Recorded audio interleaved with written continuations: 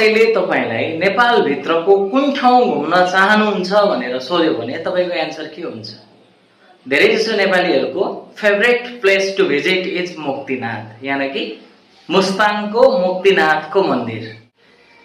किन सबै नेपालीहरुको मनमा बस्न सफल भयो त? मुक्तिनाथको बारेमा आउनुहोस् केही कुराहरु गरौँ। यसको उचाइ समुद्र सतहदेखि करिब 3800 मिटर रहेको छ भने यो चाहिँ हिन्दू तथा बौद्ध धर्मावलम्बीहरुको पवित्र तीर्थस्थल हो र यसलाई विभिन्न पुराणहरुमा पनि उल्लेख गरिएको छ, जस्तो स्कन्द पुराण, वराह पुराणहरुमा मुक्तिनाथको प्रसंग आउँछ।